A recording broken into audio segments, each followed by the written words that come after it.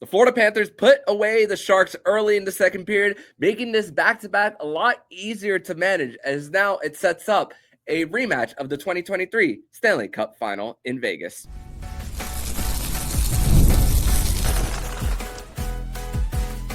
You're Locked On Panthers, your daily podcast on the Florida Panthers.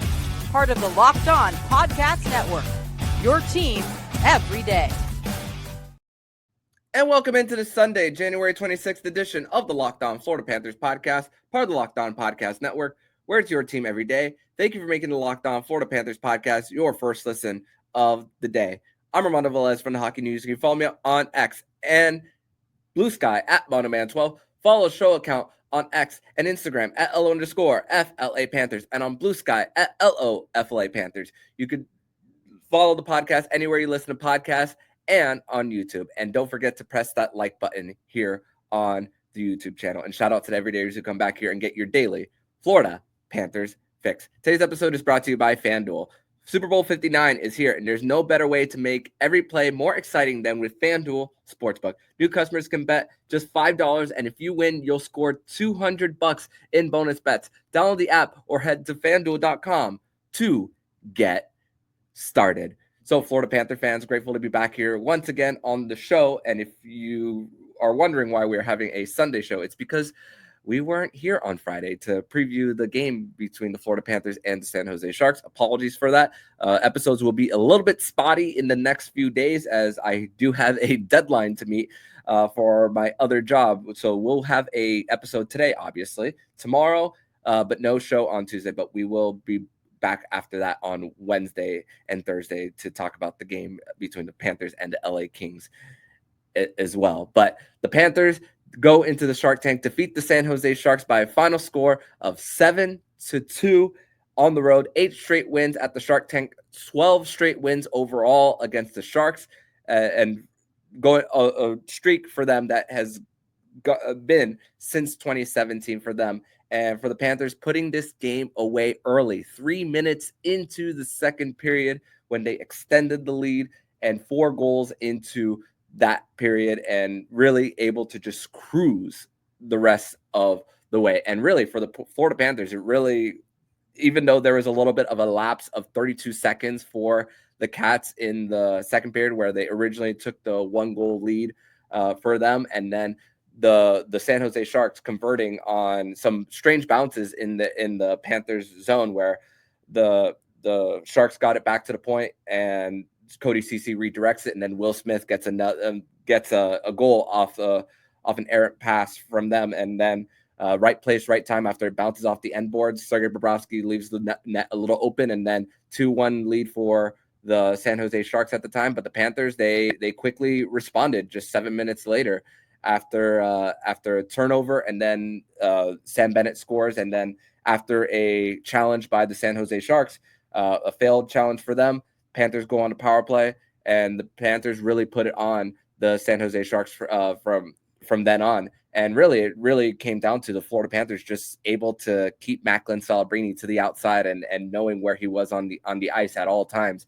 And really, it started with that top pair for the Panthers and just doing so, and then just having a stick on him for when the stick was on when the puck was on his stick. And I thought really the line of Sam Bennett and Mackie Samoskevich there really also set the tone for them as they were just coming up the ice with speed and then just getting the shots on net and allowing their line mates to get follow throughs. There were quite a few times where even in the third period where the Panthers had the lead, that line specifically for the Panthers was really continuing to get in on the offense for them, working on their give and goes and also getting the puck back to the point whenever they had the defense close in on their gaps for them.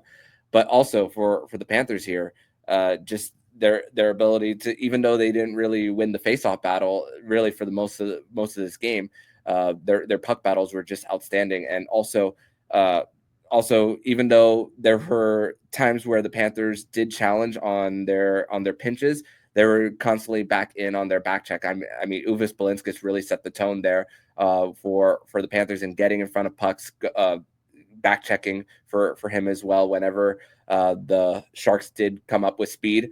But really, for the Panthers, it really came down to just getting the pucks in deep and getting to work there for them. And then for the Florida Panthers here in the second period, 4 goals in the second period, including the goal that eventually got Alexander Georgiev pulled in this one after a block shot from AJ Greer at the blue line. And then Tomas Nosek nails a stretch there for him, and then just beating him on the breakaway. Alexander Barkov getting an assist on the Matthew Tkachuk power play goal, which now gets him to 751 points in his NHL career, the 4th most by a Finnish-born player. He's now 82 away from passing Saku Koivu.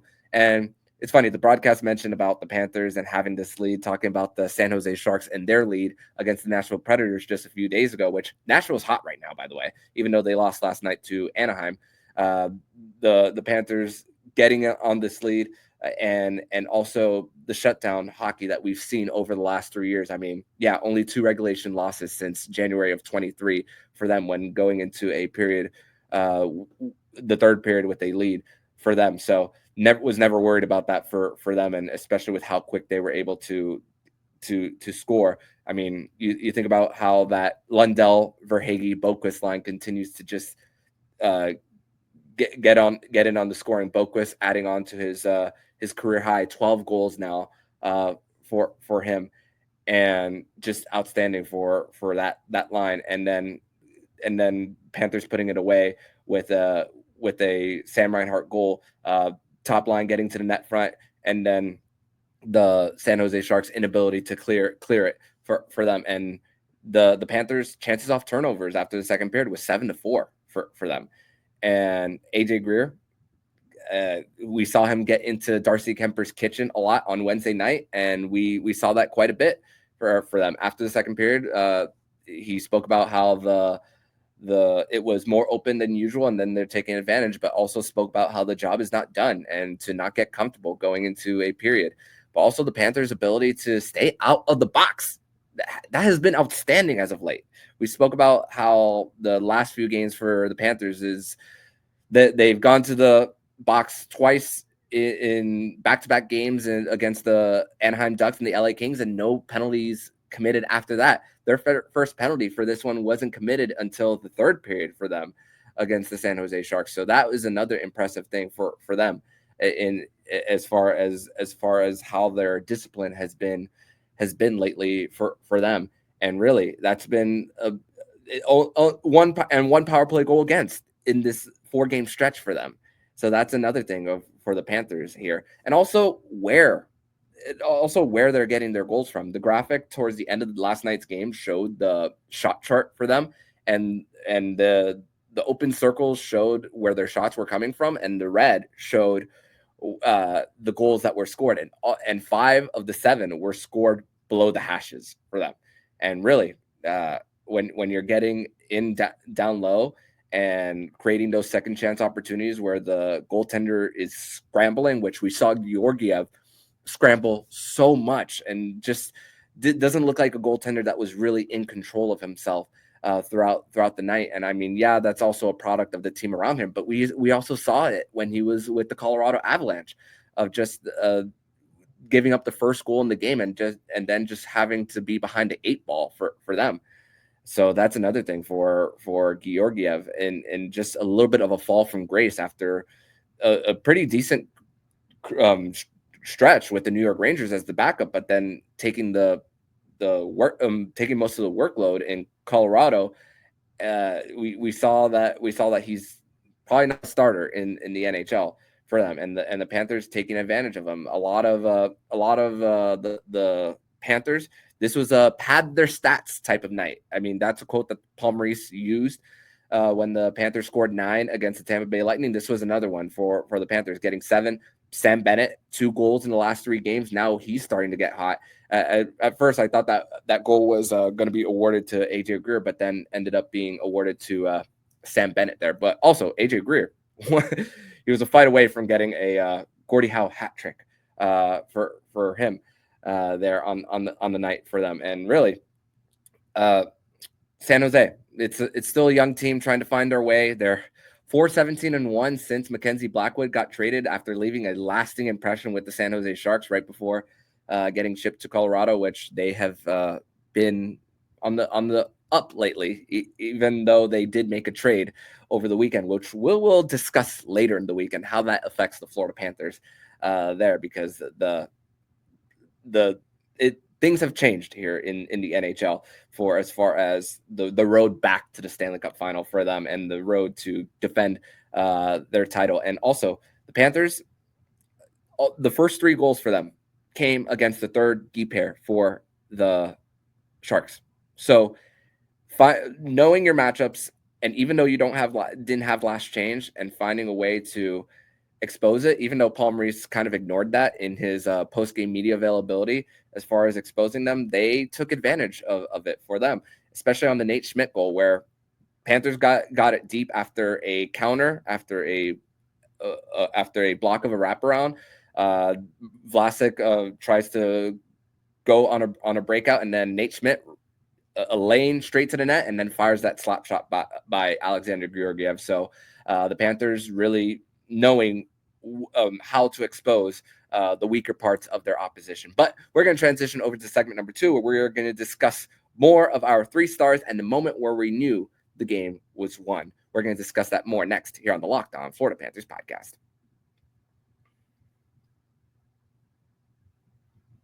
Today's episode is brought to you by FanDuel, and Super Bowl 59 is here. 1 game, 2 teams, endless possibilities. There's no better way to make every play more exciting than with FanDuel Sportsbook. Whether it's predicting the first touchdown, calling the MVP, or even betting on the coin toss, FanDuel makes it easy to get in on the action. With live betting all game long, you can adjust your bets as the game unfolds and feel the thrill from kickoff to the final whistle. And so you can download the app, head to FanDuel.com to get started, and bet $5. And if you win, you'll score $200 in bonus bets. That's FanDuel.com. Bet with FanDuel, official sportsbook partner of Super Bowl 59.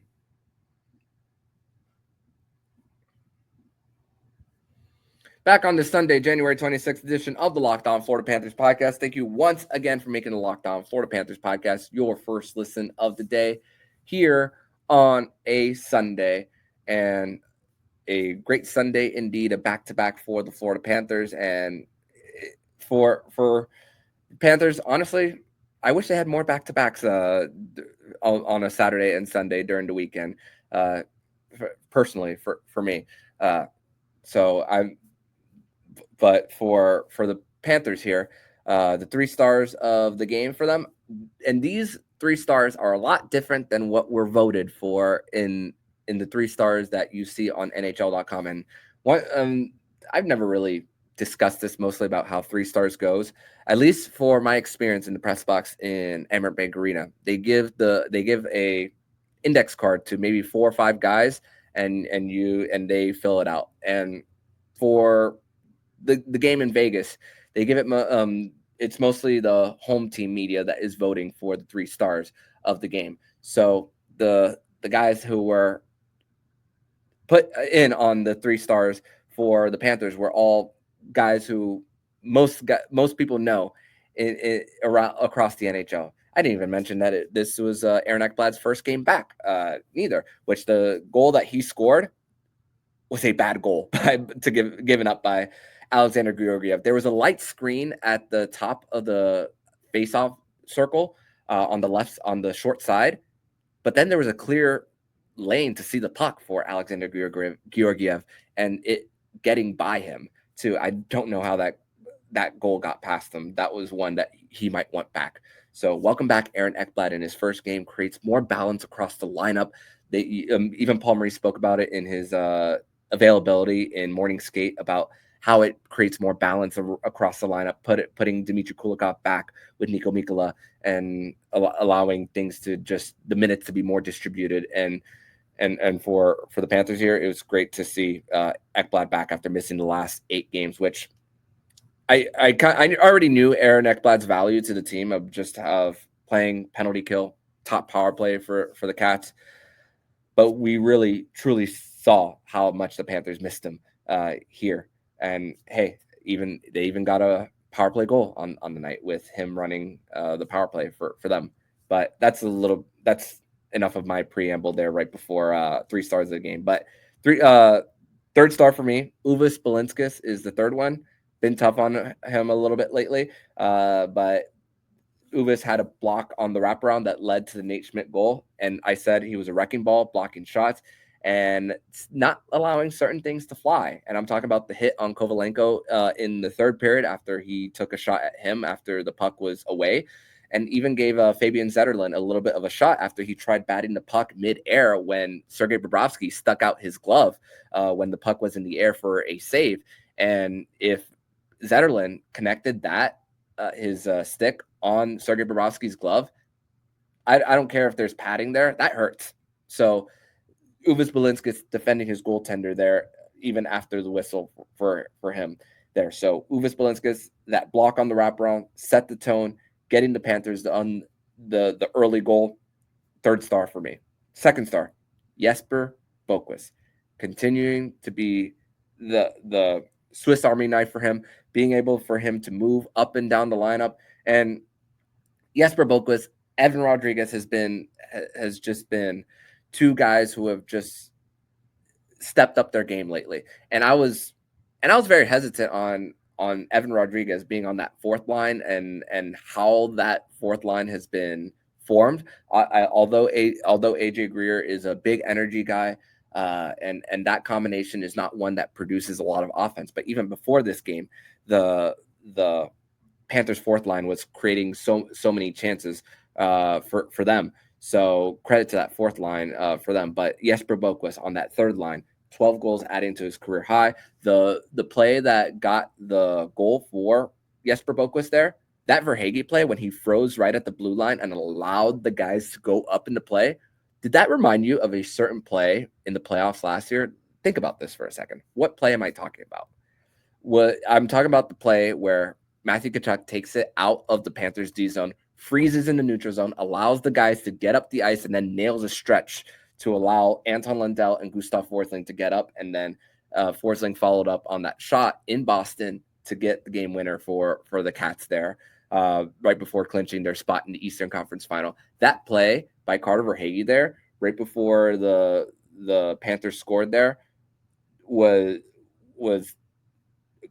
a textbook great play for the Panthers, and very reminiscent of that moment for the Cats there in the postseason last year. So my mind immediately went to that when I saw how he was able to stop on a dime and able to get that puck through from high to low for him, and it resulted in Jesper Boquist's 12th goal of the season. And number one star for me is AJ Greer. Just an outstanding signing.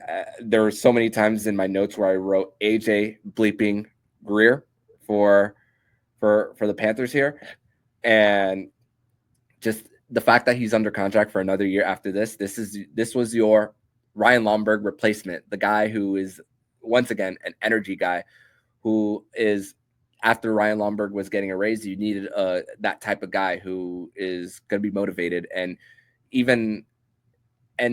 one of the things I think about constantly is the energy levels that not only AJ Greer brings, but how tired he is after games and just heavy breathing when he's answering questions to the media. And it takes me back to a moment in the preseason in the Panthers Lightning game in Orlando. After the game, the guys are getting in on the exercise bikes and even doing their stretches. And yeah, the training camp routines are a little different than the regular season routines.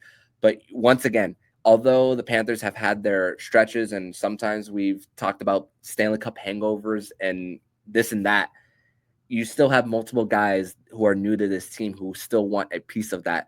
So some guys could be taking nights off, but there's still a handful of guys who still want that feeling, and they're coming into a place that the guys have felt that glory. So you see guys in an AJ Greer coming in, and his goal was that one where it created that separation for the Panthers to eventually put the game on cruise control, keep the shift short into the third period. And even with the shift short in the third period, they still had a whole bunch of control, which was so encouraging to see. And the third period was exactly what you would think a third period would be when they have a 5-goal lead there for them. No one's being extended.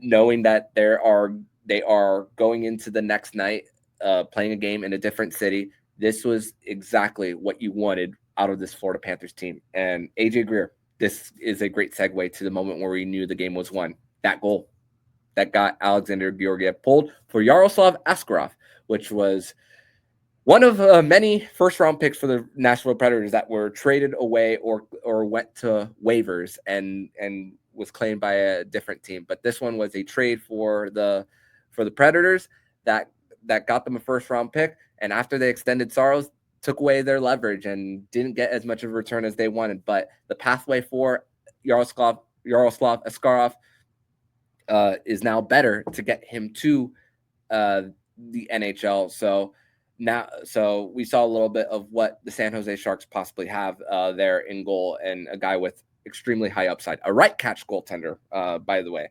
That's rare in this NHL for them. But just the Panthers, just knowing that I tweeted this, so you guys I didn't really get to say this in podcast form, but Saturday night felt like a must win for the Panthers, knowing that it was a 10 p.m. Eastern puck drop, and then the very next the game ended around 12:30 a.m.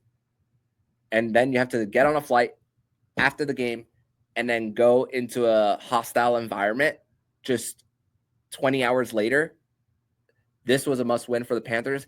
Panthers got the road trip at least to 500, and they have a chance for more.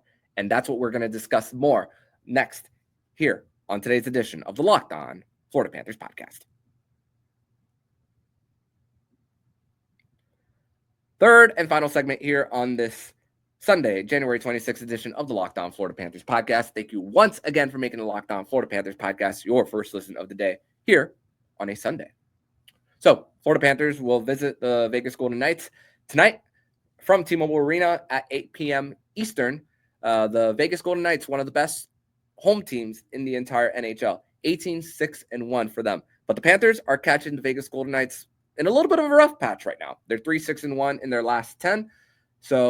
But there's a sense of urgency on the other end for the Vegas Golden Knights as they lost their division lead after losing to the Dallas Stars by a final score of 4-2 on Friday night, which was a nationally televised game. I got to see the end of that, which Jake Ottinger, if you want to go, I mean, these games are on demand. So if you want to watch the end of that Vegas Dallas game, and you have ESPN Plus, go right ahead and go play that game, because that was an outstanding goaltending performance, at least the little bits that I saw at the end of that game for the Dallas Stars there. So that is another thing. It's funny because I saw this a little bit differently after how I saw the Panthers take control of things on Saturday night. But before last night's game, I was thinking, why couldn't this have been scheduled on a Monday and then the Kings game on a Thursday? The Panthers aren't playing the Kings on a nationally televised game. There are no events at T-Mobile Arena on Monday and no events at Amerant Bank Arena on Thursday. Although the Vegas Golden Knights do have a home game on Tuesday, so a home back-to-back is not rare. I mean, the Panthers just recently had one against the Hurricanes and Penguins at the beginning of January. But that's neither here nor there. But also doing this on Conference Championship Sunday for them, and a Stanley Cup final rematch on local TV, which, by the way, the Script Sports experience for the Panthers, for me, has been outstanding for the broadcast for them. And they are starting to listen. At least I've said this a few times on the broadcast, on the show, that one thing that has been a problem that I've had with the local TV for the Panthers has been talking about the league. And they don't really show highlights like other markets do whenever I do watch games on ESPN Plus, but they're doing a better job in talking about things that are going around the league, because when the Panthers winning the cup, it's not only interest in the Florida Panthers, it's an interest in hockey as a whole. So hopefully the broadcast for Scripps also goes more into discussing and hopefully showing highlights around the NHL. If I didn't have two TVs in my living room, I wouldn't really know at the moment what's going on around the league there. So that's a little bit of my experience. So Vegas is another TV market that's on Scripps Sports for them. But yeah, I do have a little bit of an issue with the timing of the game, which short turnaround for the Panthers, which, hey, with Gary Bettman discussing, telling owners to start preparing for a league without him in the next few years, maybe some better scheduling will come for the NHL, including none of the staggered start times, please, because all of these games go into intermission at the same time. So it doesn't allow fans to watch actual live hockey. Everyone's in intermission. So that's a little bit of a problem that I have with the NHL. But Panthers Golden Knights tonight.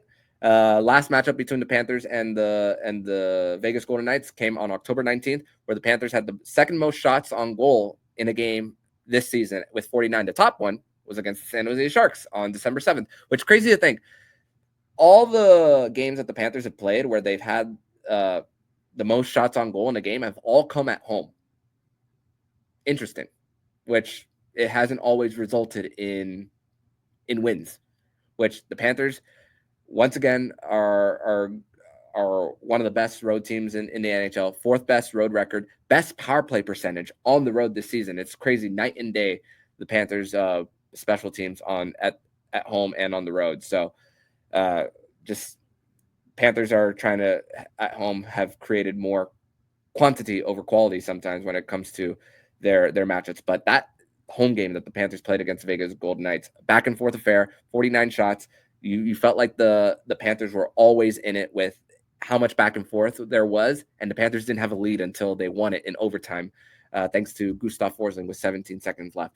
But Vegas Golden Knights will be without William Karlsson, aka Wild Bill. He'll be out for a while, and Sweden is already having guys go down for the Four Nations. William Karlsson's one of them. Jacob Markstrom is another one for the New Jersey Devils. He's out 4 to 6 weeks as of now. And once again, like I said, Vegas coming off a loss against Dallas and losing their division lead. Edmonton did defeat the Buffalo Sabres yesterday in a matinee. Now they have the division lead. So right now in the West, Vegas looks to be facing off against the LA Kings in round number 1 if the season were to end today. But Jack Eichel, once again, leading the way for Vegas, one of the more underappreciated two-way forwards in the NHL. It's funny because that trade between the Buffalo Sabres and the Vegas Golden Knights was revisited on Bar Down Hockey after the Mikko Rantanen, Marty Necas trade about big mid-season trades for NHL franchises. And look what happens. Jack Eichel ends up winning the cup, unfortunately, against the Panthers.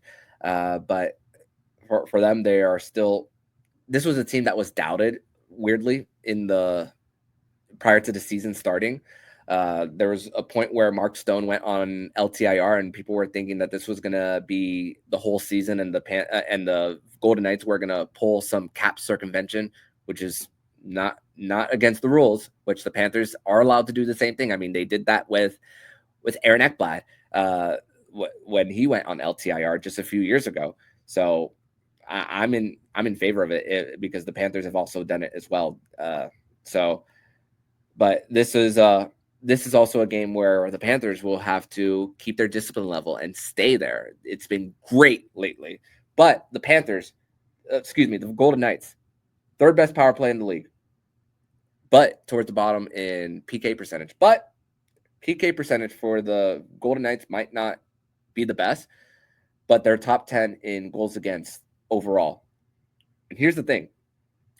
Vegas takes the least amount of penalties in the NHL. Panthers are fourth most. So what this game is going to be probably going to be played a lot at 5-on-5. And where the Panthers trajectory is, where how they've behaved, I think we're looking at possibly more than 50 minutes played of 5-on-5. I mean, this is a Stanley Cup final rematch. There is still some bad blood. Matthew Tkachuk still discussed even in the first matchup that even though they won the cup, that matchup against Vegas, it was the team that stole your dream. So there could be possible fireworks and there could be possible baiting into penalties. I know a lot of the role players for Vegas and Florida are gone from the 2023 finals matchup, but the core guys are still there for the Cats here. So this is going to be interesting to see how it plays out and to see if the Panthers could get on the man advantage for them. And the great thing is that Spencer Knight will be between the pipes. He's been getting a lot of the tougher matchups lately as the Panthers have given him a little bit more trust, given him more of a workload, and it's going to be the same thing going on again next week, as the Panthers will have a back-to-back on next Saturday and Sunday. So we are not getting consecutive starts from any one goaltender, and this is great. I mentioned this a few weeks ago. This is once again going to be crucial for rest. Neither of the goaltenders are going to Four Nations, so getting this workload along, and they're probably going to be working with each other, Spencer Knight and Sergei Bobrovsky, while the other guys will be competing in the Four Nations. So don't expect these guys to just be away from the rink just because they're not playing any live games for them. So, and because the Panthers were able to put San Jose away as early as they did, this helps them be energized for a game like this. So I was scratching my head at first with the start times and the travel, but now after seeing the result of that, my tune has changed a little bit. And who knows with how the game plays out, I could be wrong in this. That thought could fall flat on its face there, but for the Panthers here, this is once again, as Matt Lichtenstatter mentioned on the Pucks and Pumps podcast, this is a logo game for the Panthers. One of the teams that you faced in the last 2 years in the Stanley Cup playoffs, and the Panthers haven't lost to Vegas since losing Game 5 of the Stanley Cup final. Finally got their first win last year at the Fortress. So another opportunity to add on to that. And last year when the Panthers visited the Vegas Golden Knights, that was in the middle of their hot streak for them, where Sam Reinhart had those 8 straight games of a special teams goal. Last year, Panthers lost Barkov and Erod in the first period, and we're still well in control of the game, dominated the possession, and we're still able to get a pretty convincing win for them against the Golden Knights at the time. But we will be back tomorrow on the Locked On Florida Panthers podcast to discuss more about the game between the Florida Panthers and the Vegas Golden Knights. And we'll see if the Panthers finish the road trip on top over 500. And you ask for 500 when you're playing in a different time zone and late night. But it's a chance for the Panthers to really inch closer to the top of the Atlantic Division lead, which Toronto lost on Saturday night against the Ottawa Senators, which those Leaf fans, they're louder in the lower bowl in the Canadian Tire Center than they are at Scotiabank Arena. But you won't see that in South Florida. So we'll be back tomorrow to break this 2023 Stanley Cup final rematch down and more. So see you guys then. But in the meantime, if you like what you're hearing, please subscribe to the podcast to be notified every single time the Locked On Florida Panthers podcast jumps into your podcast feed. Don't forget to also subscribe to the other shows on Locked On NHL Network, including Locked On NHL, Locked On Fantasy Hockey, Flip Livingstone and Stu Roden, and Locked On NHL Prospects. Thank you once again for making the Locked On Florida Panthers podcast your first listen of the day. So I'm Armando Velez, signing off. And you've been listening to Locked On Florida Panthers podcast, part of the Locked On Podcast Network, where it's your team every day.